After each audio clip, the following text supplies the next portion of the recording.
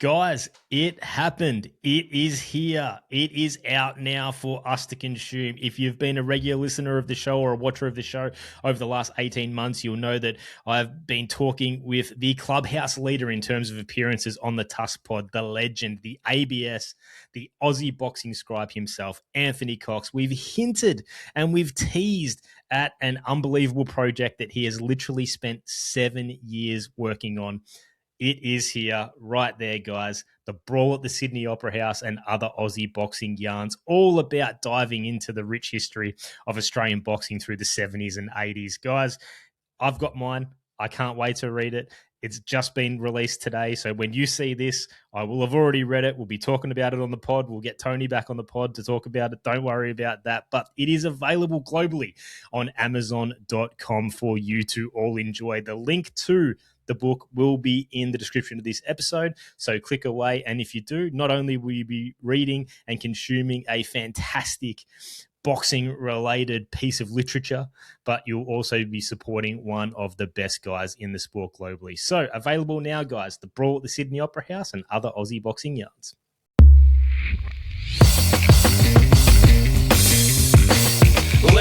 Let's go and move with life. Let it go, something new tonight. Let's go and move with life. Let it go, something new tonight. All right, well, here I am joined by a returning mate of this show, leading the way in the boxing talk space. He has his own podcast / YouTube show with the LukieBoxing channel, also available on Substack. He's a foundation member at newly launched The Good Fight, and he is a golfing hardcore. So much so that he is coming to us live from Torrey Pines right now. It's Ketelle. Lukie, thanks for coming back on the show, mate. I'm pumped to chat. Did you like that cheap reveal? It's like a parts unknown pro wrestler. I didn't want to give away the lead with the golf hat, didn't want to give away the privilege and stuff. But it's an honor to be on here, and honestly, it's an honor to be involved with the project coming up with Anthony Cox, someone that I've talked with and someone you collaborate a lot. It's really cool to be involved with something that he's involved with. And, I spiritually feel very connected to Australia with a lot of my friends. So it's really cool to be able to talk about that platform and the fights with someone that you're close with too. Yeah, absolutely. And also, Anthony, I don't know if you know, Lukie, released a book. This is Anthony Cox's book. That's going to be coming to my house pretty soon. So. Mate, 7 years this book he worked on it for. Unbelievable. So the link is in the description of this episode for people who want to read it, and I couldn't recommend it highly enough. But Lukie, well, let's start at the top, mate. You just mentioned it. Let's not bury the lead. You've started at The Good Fight, mate. Obviously, most people listening to this would be consumers of boxing content from all over the world, boxing scene being a massive platform that people would gravitate towards. Obviously, people know we had Declan Warrington on 2 episodes ago who sort of... Yeah, he had very positive things to say about you as well, mate. And he sort of broke down the ending of boxing scene. We don't want to rehash that. But, mate, you've started up with The Good Fight. I think you guys are a week into it, a week and a half or so. What can you tell us about The Good Fight and sort of the goals moving forward for that channel and platform for the rest of the year, mate? All right, so I'm gonna give you kind of some in-depth stories. So I got the call, right? And I think a lot of times when people get let go, like I got laid off at boxing scene, I think a lot of times people are angry and hurt and they want to hurt other people. I left with extreme gratitude to Gary Jonas and everyone, Tris Dixon, Matt Christie, all the guys, Lance Pugmire, Jason Langendorf, who I'm going to get into later. It was amazing. It was amazing to go on that journey. And, I got everything I could have ever asked out of boxing from that experience. I got as much as I could have ever wanted to, relevancy. You can say a bunch of words, right? So the very next day I'm kind of sitting there and I'm grateful, but I'm like, what do I do? I got my platform, but what do I do? What's my identity? Jason Langendorf calls me 3:30, got this thing going. It's going to be moving fast. I got to know if you're in or out. And I just told him without even knowing, I just said, I got my answer. I'm in. So I equate like boxing writers to bank robbers almost. And it's like, there's a new job. It's like a movie, a bank robbery movie. And they're like, there's a new job. So I knew about the good fight one day after I got let go at boxing scene. And mentally I'd been prepping for it, right? Because there's a fear when you start something like this. It's like there's no elitism. You're bringing whatever you bring, and the world decides if this is good content, right? So that's scary. You're not a legacy brand. But at the same time, it's like Jason's my guy, and everyone that I respect is a part of the good fight. And I really think that I've grown a lot as a writer over the last 4 years. And I also think, not to toot my own horn, I was talking to my mom about this, which is super cool to say on a podcast. I think it's really hard to get better at writing. Like, it's really hard. Like, I think that no one ever gives you credit for becoming a better writer. And it's one of the most difficult things. So the idea of the good fight was just Jason Langendorf being like, let's put something together. I should connect you two, because Jason would be a great guest for this podcast because he's a great guy. But it was his brainchild and he had never done anything. And Jason has taught me more about boxing media stuff than any other person ever. So I'm just going to go with Jason. That's how it started. And then, we rolled out the content. And then when we rolled out the content and it was positive, I'm like, wow, this is going to go somewhere. So that's how it was. I mean, it sounds cynical at first, but I just did it out of, Jason's my guy. But now it really feels like this is going to be a movement. And, I'm super proud. I've done 2 video editing pieces, and I wrote 1 piece, and I should have a piece or 2 this week. And I think it's exciting for boxing fans, right? Because now you get so much different content because guys don't have the comfort of security right now. So for boxing fans, this is probably one of the best summers ever to consume content for boxing. Yeah. Well, mate, I was actually having a conversation with, you mentioned him earlier, the Aussie boxing scribe, Anthony Cox, who I'm good mates with, probably last week. Yeah, I guess the good fight's only been going for a week or so. And I read his first piece, which was a recap of Andrew Maloney's victory in Japan over Willivaldo Garcia. And I could tell straight away just from writing it, and I've talked to Anthony a ton, so I sort of know his personality pretty well. I could tell the difference in his first piece for the good fight as compared to his other platforms he's written for, like The Ring and Max Boxing and all that, The Grueling Truth, all that type of stuff. It was this piece on the good fight, to me, I could tell had so much more of his personality sort of, inserted into it. It sort of seemed much more like he had the editorial freedom to not only sort of, you would say in America, like cookie cutter style, report the facts and stick to the structure. He was allowed the freedom to put a little bit more personality and a little bit more flair in it. I'm not sure if that's been a directive that's come down from Jason. I've certainly noticed it in Anthony's recent piece and a few other pieces that I've read as well. Is that something that's come from Jason to sort of, take the chains off a little bit and let you guys spread your wings a little bit further, or am I sort of reading that wrong? I wouldn't fully say that's from Jason. I'd say that that's what happens when you're starting something new. You don't know where it's going to go, and you have some freedoms from effort. Like, where is this thing going to go? And I think also, like, new companies bring in new perspectives and new ideas. And I think that it's just everyone's coming in with excitement. It's new, I thought you did a great job. I thought let me go boxing writer on you. I thought the most exciting thing about Anthony's piece was a phone call conversation, but he didn't make it all about himself. And I thought that the way he displayed that and went through that was really eloquent. And a lot of times when people write, there's a braggadocious nature, or there's something. I have access to the fighter, and he shared some anecdotes that I thought were extremely powerful, but also in a very humble, subtle way that were really, really good. So I'm excited at I'll say this, I'm excited at a boxing website that's written form, that's not about just consistently putting out stuff. You can kind of like work to something, and it's almost like a magazine format. And I personally really like reading content that's like been thought through. And I think that the way to make money right now in boxing media and media in general is just fast stuff, quick. And this is like a little bit of a rebellion that I believe people will support, that is more, nuanced, artisan, and, a little bit longer, but you get kind of some nuanced thoughts. Yeah, mate, absolutely. I've already signed up for the year. I'm super excited about it. From what I've seen so far, it's been really enjoyable content, different content, refreshing content. I really liked it. And I want to support my my boxing mates out there, like you, Lukie, Anthony, we've mentioned, Eric Raskin's on the team. So to me, it looks like an all-star cast that they've been able to put together, or Jason's been able to put together. So congratulations to him. And also, mate, I just wanted to talk about your first piece. You mentioned there that you've done 2 video pieces. I thought there was only one, the weight cut, which I want to talk to you about. Is there another one that you've done on there as well? Well, Eric shot the Canistoga footage, and Jason did the narration, but I'm basically the editor. So I helped edit it. So I probably shouldn't say it's my piece, but it's like I helped edit that piece. So that came out this morning.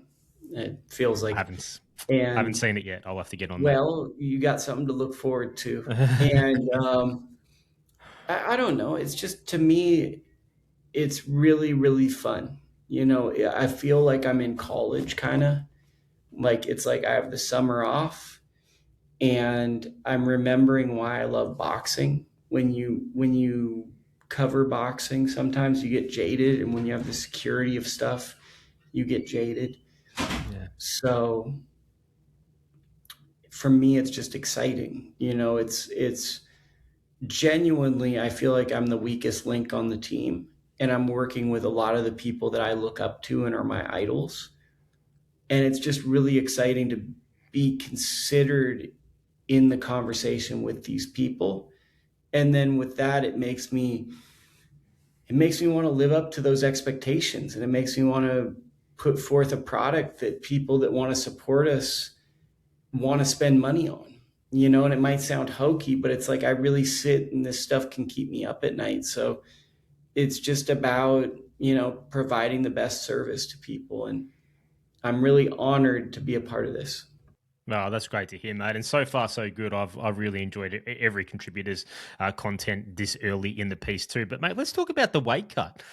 Was this your idea? How did all this come about? And Ken, for people who haven't seen it, do you want to just sort of give a brief outline so people can know what to expect when they click on the link? So, do you want me to do the boring story that gives the origin story to this, or do you want me just to get into? I just want you to answer it however you want, mate. I'm keen either way. We're going to do the boring story. We're going to give you the full details so AI can aggregate this. And if I ever become something that makes my mama proud, they'll take this and this will be rehashed. Okay, sweet. So, yeah, great, right? I used to do these series things called 48 Hours Out. And it was inspired by when I lived in Armenia in 2010. There was a UFC fighter named Alistair Overeem, and I don't really watch MMA, but he had these great fight documentaries, and I loved watching his fight documentaries. So I came back to Oakland, and I did a bunch of Bay Area fighters, but none of them really were relevant enough for anyone to watch them. So it was like 2013 to maybe 2016. You could go look them up, 48 Hours Out. But none of them really have the cultural implications. So I thought they were pretty good, and they were filmed with bad cameras and stuff. But I thought they were pretty interesting stuff. If I watch it now, I probably wouldn't. So I've always wanted to kind of revisit those with better fighters, with what I've learned in boxing. That was first off. I got let go, so I have a little bit more freedom, right? And I'm covering a Golden Boy show. And by the way, Amari Jones is someone that I've known since he was a child. When he was a kid, he was coming to a boxing gym, and I developed a deep relationship with him and his family. I really know them. Like, it's not just like he's a fighter to me. I'm not missing an Amari Jones fight near my house because I went to his house during COVID and ate a breakfast burrito at his house. I've ridden in the car to his sparring sessions. It's like we've had a deep, deep conversation. I genuinely care about Amari. So when Amari's fighting, I got let go from boxing scene, and honestly, it was a little humiliating. I didn't want to go there because I knew everyone was going to be like, well, what's it like not being, and it's like, I'm making sense of it. I'm very positive and optimistic and grateful. But at the same time, there's like some hurt, and you feel like you want to cry at times because you're so unsure, and you're like, am I a loser? Is this the end of the road, right? And John Pullman, the coach of Magi, is a friend of mine, right? He's a wonderful person. And I've always wanted to do something with Magi, and I've always wanted to do something with the other fighter, Stephanie Simon. So the fact that Magi was on this card, I didn't even know what I was going to do. But I just knew that hanging with John was good for my self-esteem. So I know how to make a video. I know how to write a story a bit. I need Jason Langendorf to help me. He gets it across the finish line. Jason gets across the finish line. But I can do a video. And the whole premise for it was, it's kind of like, did you ever watch those old 60s, 70s road movies like Two Lane Blacktop and stuff? No. You never watched them? Well, maybe watch one of those, but like those movies, kind of like the way I interpret them, it's not about the destination. It's like you go on the road to figure things out, but you don't really know where you're going. And that was the premise of the weight cut for me, if we're being honest, right? And maybe we shouldn't be honest. Maybe I should doll it up and say things. But if I'm being honest, for me, it was about being around my friend, having unlimited access to a fighter that most people probably don't follow, aren't as interested in, because he's a 112 pounder. His name's hard to pronounce, but he's very talented. Let's try to make something from this. So it was, in essence, it was a very selfish project for me. It was probably the way that unknowingly I battled depression while trying to help Magi, who I genuinely like. And as I got to film it, I thought it's a really great guy. So that was it. And then I just hung out, and then everything kind of came together.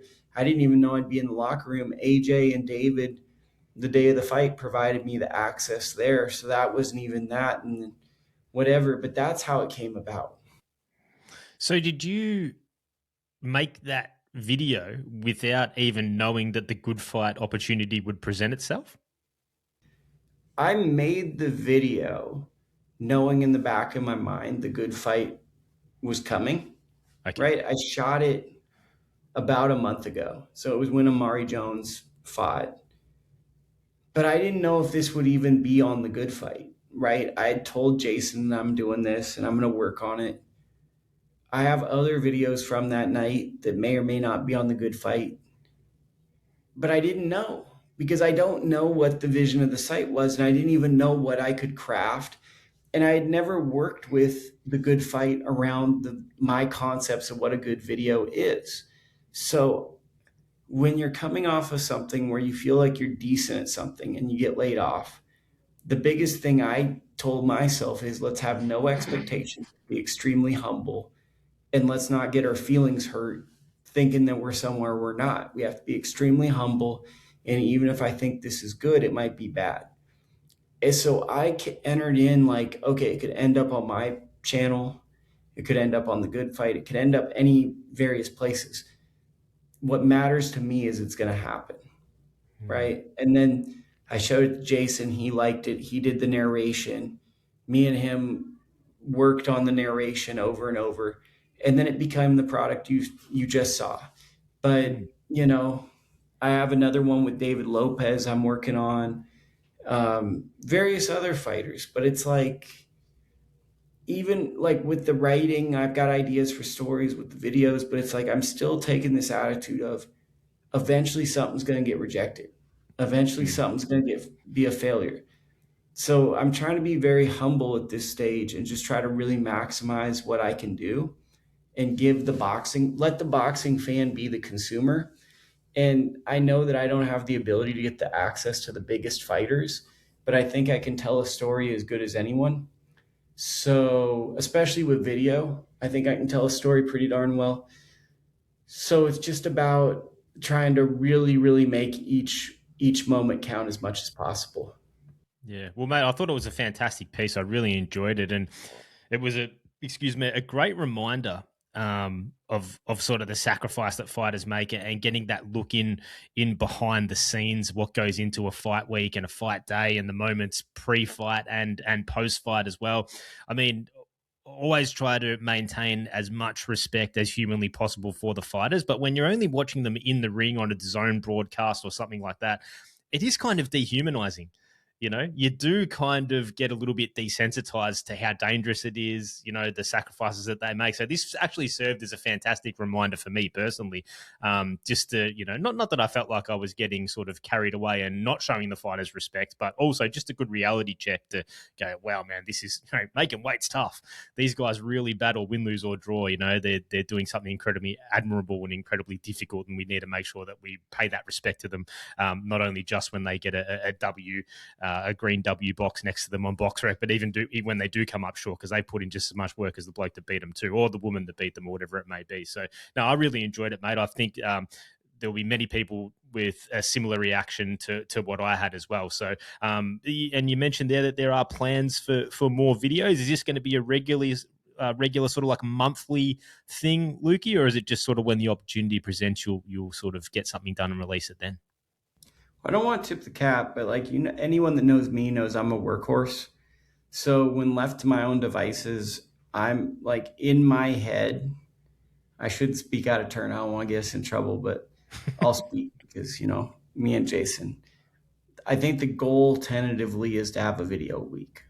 Okay. Right. Wow. And then every now and then it's going to be someone else that maybe films it, and then I'm going to be editing it. But I think the goal is a video a week, and then potentially we might miss a week. But I think that one really interesting video a week would be really different than other content. I've got some questions to you about it.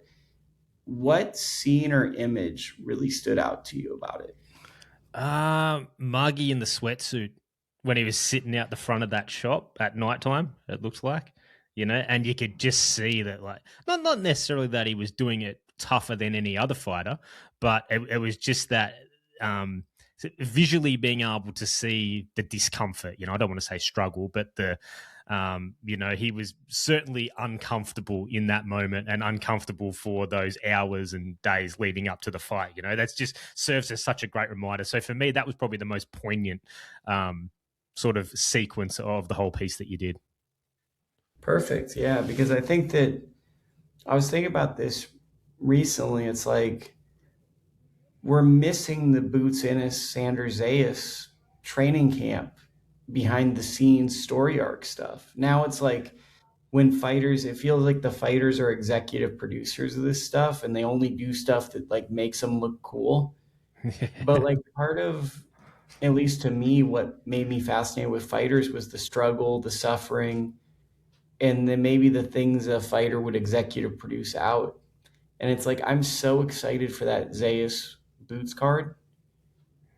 And I have no idea about the camp, the structure, the buildup, the internal dialogue. It doesn't feel like any content has come out with that. And I guess some of what I do in video, or I hope to do with maybe fighters that aren't on that level, is to fill the void that really I loved in boxing, which was a very common thing, HBO 24/7, the storytelling elements. It just feels like right now, currently, we're getting fights, but we're not getting the stories. And I think that boxing is really a story-based art form where we need those stories to really get us excited for the fights. Not that the achievement and the fight itself doesn't do it on its own, but I think when fights get special, boxing, unlike any other sport, has a narrative component that just really gets going. Mate, I 100% agree. So yeah, if mate, a video a week, that's like you said, Lukie, lucky you're a workhorse, mate, because that is a ton of work. But as a consumer, I would love to consume a video a week, mate. That would be absolutely brilliant. But no, congratulations on what you did with the first piece, mate. I'm got no doubt you'll refine things and get even better at it. Not that you need to, but you know, as you become more familiar and get more experience with things, inherently you become better at them. So I'm excited for the future, excited for the weekly release schedule if we get there, but I don't want to put the pressure on. But excellent start, mate. Congratulations to the whole team, and congratulations to you, Lukie, on a great piece and a great first week with the good fight, mate. But what do you reckon? Should we get into some boxing? Yeah, why don't we talk about, instead of talking about me, let's talk about these fighters. No worries. And we will get to the Xander Zayas Boots Ennis fight towards the end of the chat. But first, we have to go backwards before we can go forwards, Lukey. And excuse me, Jesse Bam Rodriguez just a couple of days ago became a 3-weight world champion with his 6-round knockout victory over defending WBA 118-pound champion Antonio Vargas. I've seen quite a few conflicting opinions about Bam's performance, which was a little surprising to me, Lukey. I've deliberately stayed away from any of your commentary, knowing that I was going to be talking to you about it. So this will be the first time that I'll be hearing your thoughts, mate. So what were they? So I think people undervalued Antonio Vargas. He's a 2016 Olympian, and I've always known him and thought of him as high regard because he beat Venegas, who's one of my favorite boxers ever, in 2015. Brent beat him one time, and then he beat him twice to get the Olympic qualifier spot that advanced him to the Olympics. He's a really tricky fighter, right? At times he's been chinny, but he can run the gambit. The thing to me about Bam Rodriguez's performances, as he moves up in weight, I'm seeing a troubling sign technically. And I'm going to try to make it as concise as possible because I feel like a lot of times people ramble and talk about boring punches no one wants to hear about. He's very good at cutting angles. He's very good at coming forward. I'm a little concerned at his ability to fight going backwards. And as he goes up in higher weights, he's got to really hone that in. Because the reason I feel he was getting hit in this fight was he wasn't able to go forward. At times, Vargas was turning with him, which takes away the angle. And when he goes backwards, sometimes the way he goes backwards, maybe it's, it's not, when guys move up and have a tough fight, right? Sometimes guys just have tough fights, right? So there's always that. Sometimes Antonio Vargas is a lot better than people are giving credit. There's probably that too. But there is a little bit of a concern with me that as you move up in weight, the ability to fight off the back foot is very important. And this wasn't a spectacular performance in that regard. I feel like he figured it out, but he figured it out doing what he likes to do, which is come forward, angle, and eventually it worked. And it makes me wonder if there's a weight class ceiling for him, is what I left this fight with. I think Vargas is a solid fighter, but I think that I have questions about if Bam can really even go beyond 122.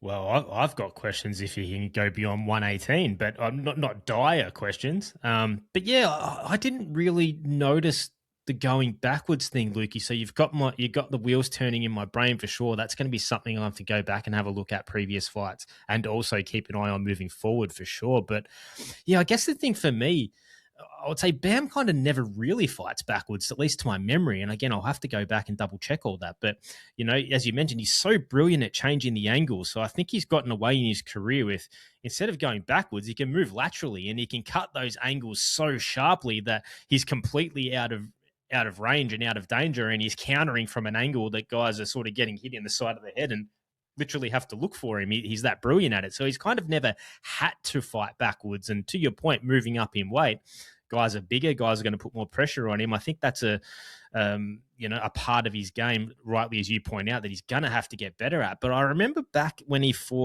went on that run of Carlos Cuadras, saw Rungvisai, and then I think he fought Israel Gonzalez after that.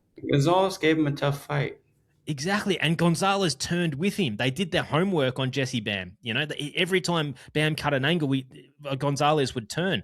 And I think that was a 12-round points decision for Bam. I thought he won pretty comfortably, but he struggled to find the angles on Gonzalez that he found on Cuadras and Saw Rungvisai.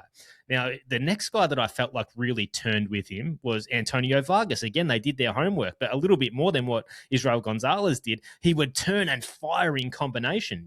Was he catching Bam super clean? Maybe not, but he was certainly leaving his mark and scoring points and winning rounds with that style. But, to Bam's credit, his evolution in his way he can change the range and the angle from the Gonzalez fight to now was where he's so much more comfortable there. He wasn't just turning the angle and getting caught by Gonzalez and trying to change again. He was patient in there. He was comfortable in there, and he was looking for counters, and he found them. So I felt like that was certainly the continuing development of Bam's game.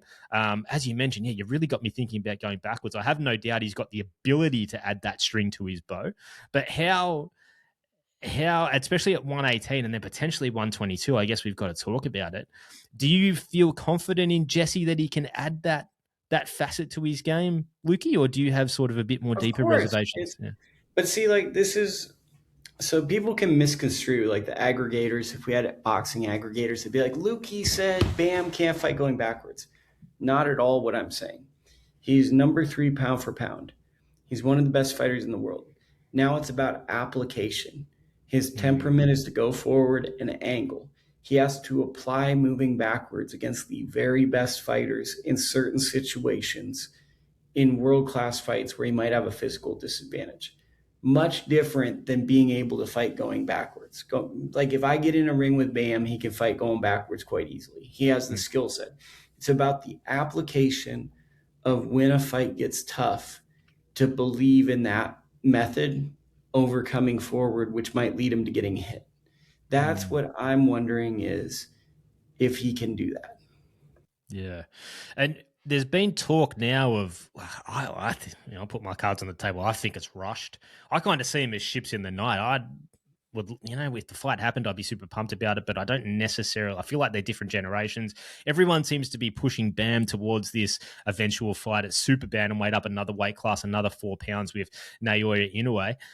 I'm kind of, I don't know, I'm conflicted on it, Lukie. I would like to see him sort of settle in at 118 before he moves up again. What are your thoughts on sort of what's next for Bam, and at what weight you would like to see that at? Fight the brother. Fight Takuma Inoue. That's meeting in the middle, right? So it's a storyline developing fight. Takuma's a very good champion. I mean, look, this is a really good weight class that no one cares about. You got Medina, power puncher. He can turn a little bit. I assume Bam would beat him, but there's a physicality to his style. Then you have Jose Salas Reyes, very, very tricky angle fighter. That's a tough fight. I think that's that's a really good fighter that no one's talking about. And then you have Takuma Inoue, who's, a really solid fighter, but it also builds to a storyline fight with Nao Inoue. So I think that just targeting the champions in unification bouts in bantamweight leads to interesting things. I just hope we see him fight a little bit more, but in the modern era, that just doesn't really exist. But I just want to see if he can adjust to 118, because this didn't really it felt like his power got him through this fight. Like, he landed a shot, the power mattered, Vargas, got rocked, and then the fight changed. It didn't really feel like, I still have questions around the physicality of the division. So I don't really want him to have these questions and be like, okay, go fight 122 in a way, because we've kind of seen this story before, right?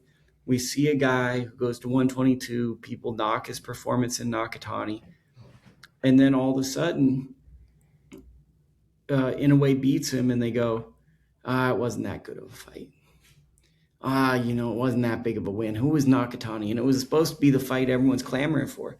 So I'm not really in a rush to see Nao Inoue fight another guy that could easily be discredited if he were to beat him, because I think Inoue beats him. Yeah, I would agree, mate. And I kind of see, like, what's Jesse? Is he 26? And Inoue is, I think, 33. I kind of see him like just a different, I'd be perfectly fine if I never saw the fight. I like both guys so much, so I probably don't want to see one of them lose. Maybe that's sort of my selfish opinion there. But yeah, I don't see what the rush is to, jump up again. Money. And like you said, money. It's money. Yeah. It's the need for super fights. It's wealthy backers who've entered the sport, who just want to make the biggest name fights with the biggest name fighters. That's the only reason. It's absurd money and power to say that we can get 2 pound for pound top 5 guys in the ring together. Yeah. Yeah, well, obviously money talks, especially in this sport, so we'll see what happens. But, Lukie, it has to be mentioned as well. Robert Garcia is just on an absolute tear lately. I don't know what the stats are, but I mean, it seems like Robert Garcia fighters don't lose. Maybe you can think of some recent ones off the top of your head where they have to counter that point. But it got me thinking, and I know you've spent a ton of time in a ton of gyms. Have you ever spent much time in Robert Garcia's gym? I've spent a little bit of time in Robert's gym. Super professional. Is there anything that you found different or anything that struck you in particular about Robert Garcia's gym or the other trainers in there or how it's set up that differs to any other gyms? Like, do they do something that other people don't? I'd say it's more the opposite. It's the consistency. It's always the same. There's great sparring and there's a lot of humility. And I'd say that's a really good formula. And I'd say Robert also keeps a good group of young, talented, motivated guys in the gym that are eager to prove themselves in the sport. And that's helpful too. It's just, I think it's one of those places where people know it has great fighters. So even a lower level fighter goes to that gym on their A game to spar, and it brings an energy where you do a camp there, you're one of the top guys there, you're boosted in confidence because you know you've done a tough camp. Yeah. Okay. And what is the structure there? Like, what are they? I've always wondered, like at high level gyms, it's not like, amateur gyms where everyone goes to school or work during the day and then you get there and you train from 5:30 to 7 and you go home. Like these pro gyms where, especially in America, the culture seems to be where you just hang out there all day. Like is it looser than we would think? Is it more strict than we would imagine? Like how does it all work? I mean, I only really remember being there for Gabe Flores Jr. when he had a camp in like 2020. He was fighting on the second Wilder Fury card. So it was the second fight in Vegas, and he was on the undercard. And we'd show up maybe 9, 10, something like that. That's about gym time. And it was mostly, sparring. We went there for the sparring, or they went there for the sparring and dragged my butt along. And it was just like there was really, really good sparring that was always in the gym. And there's quality fighters. So when you're outside of sparring, you're motivated. And I think the big thing is the tone and the temperament is you're going to go in there and work. So it was like there's a steady assortment of people coming in and out of the gym, right? But there's always a certain level of professionalism. Robert's just one of the best people in the sport. He's truly an emeritus status coach, and he's that for a reason.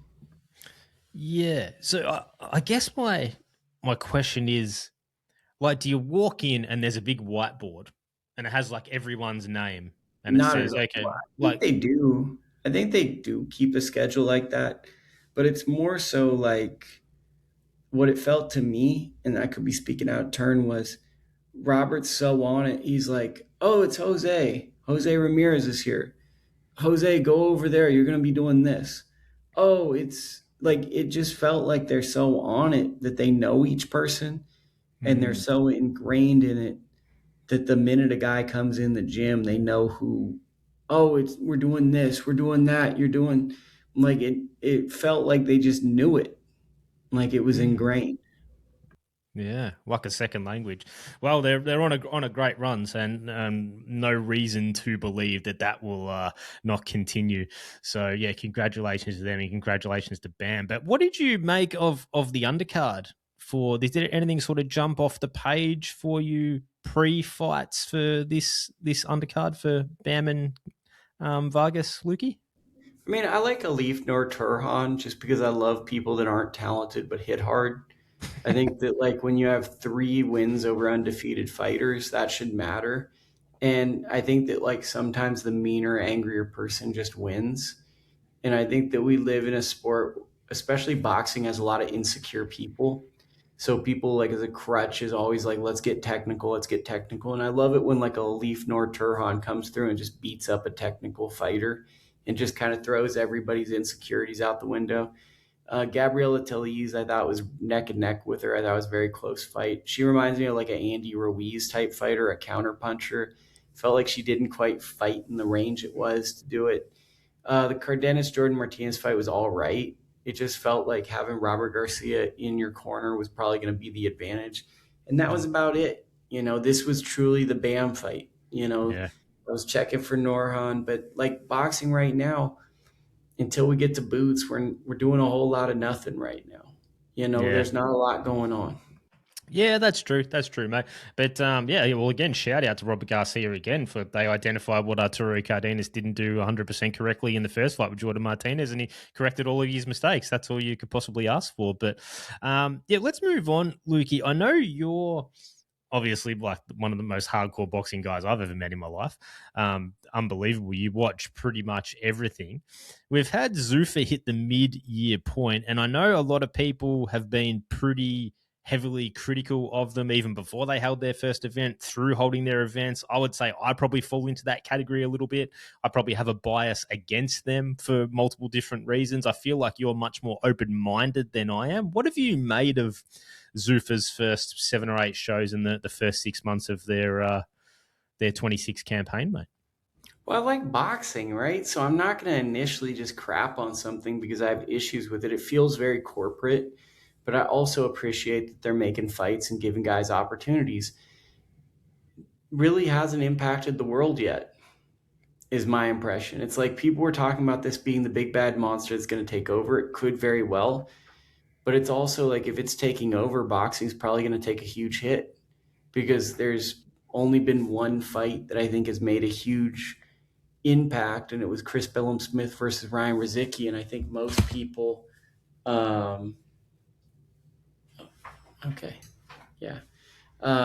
that almost, I got to get going in like 10 minutes. No worries, mate. There's only been one fight that mattered. And that fight didn't really matter to the U.S. fans. So to be quite frank, if they're going to take over, they got to have better fights. They got to have more meaningful, impactful fights at the top. I think it's interesting. I think competition always leads to great things in the sport of boxing. I think them being there, I'm neither for it or against it, right? And I think that's the hard part is like most people have either strong opinions that they're like, I'm a conservative, I love Dana White, I love Trump, or they're like, I hate Trump, I hate Zuffa. And because it's so connected with political figures, I think it's hard for people to disconnect that. And I think that's going to be kind of a hard thing for Zuffa, is it's not just a boxing entity, it's attached to political establishments, and it's attached to a pay structure people don't always love with the UFC. I'm certainly conflicted on it, that's for sure, but we'll see what they got cooking for the rest of the year. Now, just real quickly, Lukie, I know you said you've only got 10 minutes, mate, so I won't keep you any longer. Just a quick sort of maybe a yes or no or a couple of sentences on it. We've got Lewis Crocker defending his IBF welterweight title against Liam Paro in Australia coming up in a couple of weeks. Is this on the US radar at all? Does anyone sort of care over there? Nobody knows it's coming. I mean, I'm looking for it. I hope I can watch it. But I mean, I would say most hardcore fight fans aren't even going to realize the title is being fought next week. Yeah, wow, fair enough. That's fair. Also, mate, we've got the Tim Tszyu and Errol Spence Jr. card, which is wild. Also, rumors of Jamal Charlo fighting on the undercard, and another American too, which has gone nameless. Do you have any updates on who that third American might be? No idea. Okay. I mean, this is the first I heard about Charlo. I wish I knew. So Ronnie Shields came out about a week and a half ago and said he'd love to get Jamal on the card as well. And I believe there is some matches, which I was told in confidence, so I cannot sort of reveal here. But yeah, you can't give them, but it sounded hopeful. Yeah, looks like it might actually happen, which is crazy. But anyway, interesting thing there. But let's get to it, mate. We've sort of hinted at it from the start. The crowning jewel of the month, Xander Zayas defending his 2 world titles against Jaron Boots Ennis with a pretty good undercard too. So just to finish up, Lukie, I think you've been chomping on the bit to want to talk about it, mate. So how pumped are you for this fight? I imagine fairly significantly. Well, you got to remember also my relationship with Xander in 2019. I went into training camp with Charlie Sheehy, and he was training with Xander, and I believe it was right around the time a little after, right before he made his pro debut. I think it was right after he made his pro debut. And I met Xander as a real young kid with cornrows and all that stuff. And to see him evolve, make good decisions, kind of get crapped. I always feel bad for these 16-year-old pros because it's like they're never going to pitch a perfect game, but the world's going to love to crap on them. And it's like it's very hard to be a teenager pro boxer and have a perfect career that's outside of scrutiny. So I feel like he's done it about as well as he could have, and there's still a burden that follows him. He's making good decisions, physically in as good a shape as you could be. You look at his body, and it's not just like a training camp. It's years and years of dedication that form a body like that. And then you look across, and it's like Boots Ennis passes every eye test metric that he's going to be the next boxing superstar. But then you sit there and you go, but how many years has he been there? I think it's since 2019 he's been at that same level. So you start to wonder, he is a reflex and timing fighter. At a certain point, if he doesn't take the fights and he hits a certain age, he's going to hit the point of diminished returns. So I think it's a fascinating crossroads fight because the winner really becomes, to me, I got Boots Ennis as a top 10 pound for pound fighter. I've got O'Shaquie Foster and Boots there. I think that the elephant in the room is most fans think Boots and Virgil Ortiz are the two best fighters, even though Xander is an unified champion in the division. So I think that Xander has a lot to prove in this fight. I don't know. I just think that it's a moment in history where we're crossing. It's a passing of the torch, where we're heading into a new era, and the winner of this fight firmly gets to cement themselves as the person of that era. Yeah, and we've got a pretty good undercard there with a little bit on there. We got Jahi Tucker, Yuri Sedino, Emiliano Vargas, Bryce Mills. Jahi Tucker. I interviewed Jahi Tucker at the airport. He was doing a run, and I'm at the airport. Hopefully that comes out with that. I interviewed Jahi. So sweet. That's okay. A good fight next week. Yeah. Damn. All right. Cool. And you're pumped for Emiliano Vargas. Have you seen much of Bryce Mills, his opponent? I've done probably more interviews than any human being that doesn't live in Syracuse, New York, with Bryce Mills. And I think it's a real fight. Look, Emiliano Vargas has all the components to be a star. We're just making sure that he has the boxing stuff to go with it. He has the charisma.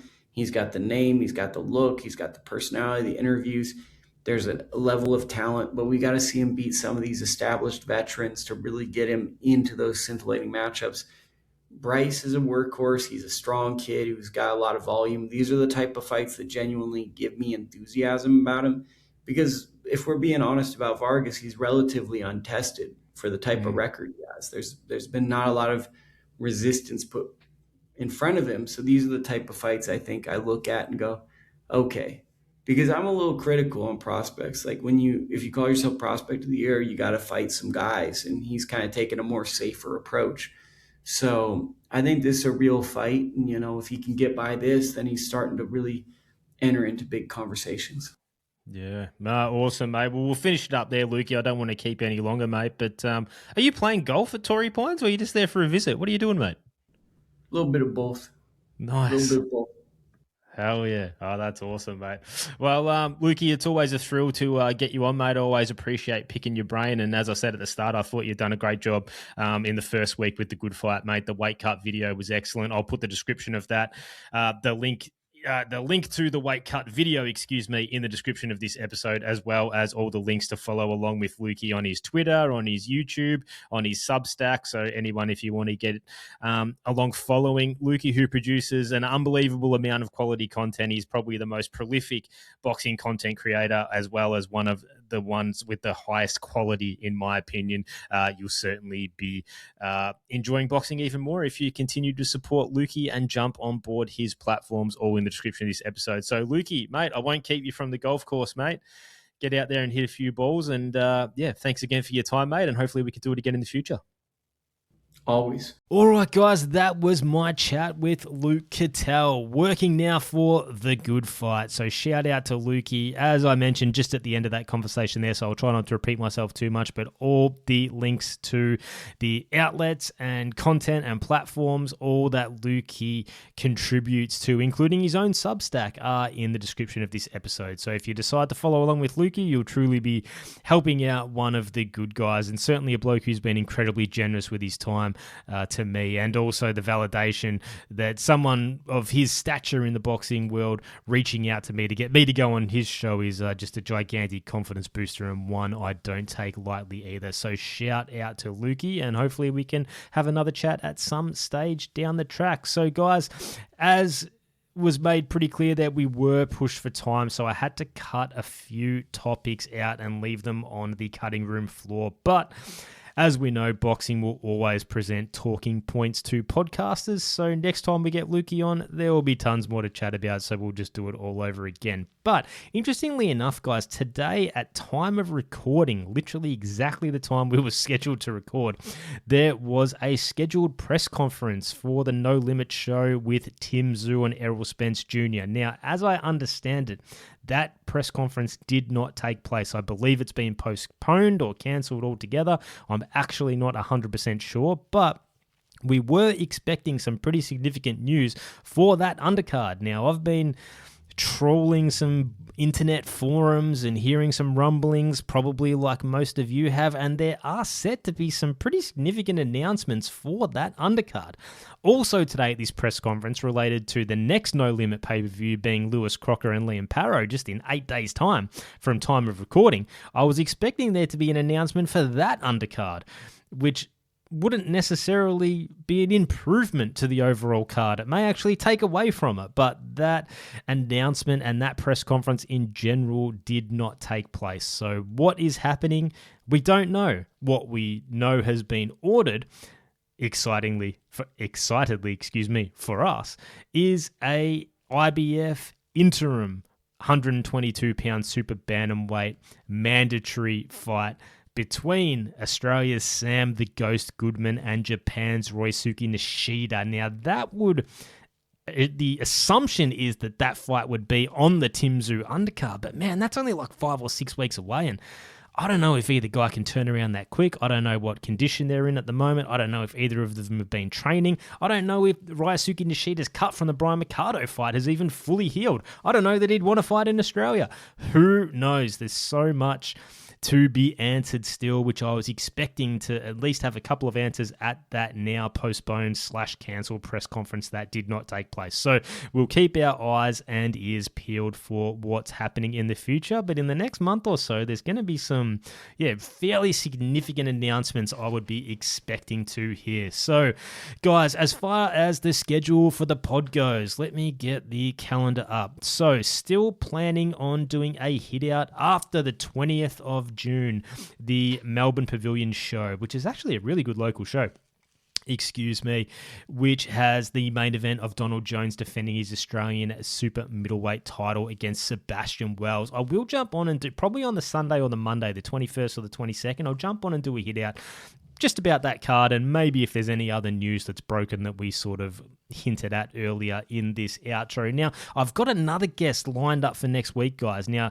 the actual timing during next week hasn't been fully locked in yet, but we will be organising that in a couple of days' time. So we've got the Liam Paro Lewis Crocker fight on the 24th, which is the Wednesday. There is a chance that we may actually record the next episode with the next guest before that fight happens. It might be after, and if it's after, I don't think there would be any way for the guest to have actually watched that fight. So if it is after, there might not be much Liam Paro Lewis Crocker talk on there because I will be the only one that will have watched it. So what I'll do, if we end up recording with the guest before the Lewis Crocker Liam Paro fight, I'll do another hit out after it. And if we end up recording after the Lewis Crocker Liam Paro fight, I might even just add in my thoughts on the card in like an extended intro, maybe. Put that at the start of the next guested episode, then we can just jump straight in. So I won't do 2 separate pods. I'll just sort of combine it all as one. I don't know. If anyone else has got any better ideas, let me know. I'm all ears, but maybe that's what we'll do. We'll see how we go. But guys, if you want to get in contact with me, you can do that by sending me an email at tuscpod@gmail.com. That's tuskpod@gmail.com. If you want to throw a tweet at me, you can do that at delivery_man2. Also got the Instagram page and the YouTube channel, guys. They are both at TUSCPod. So yeah, jump on board. Appreciate everyone's support. And guys, that will do us for today. A little bit of a shorter episode, but we're going to be trying to pump out a few more for the rest of the month. So the episodes will keep coming. Hopefully, the pressure's on now. I've just mouthed off, so now I've got to deliver.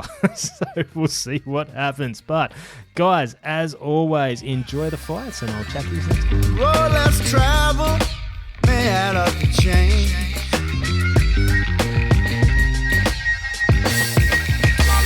Living like there's no tomorrow, then tomorrow came.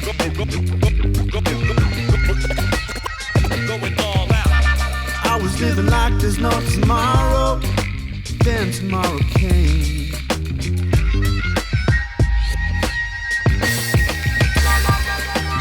I got the wake-up call, laughing through the window frame.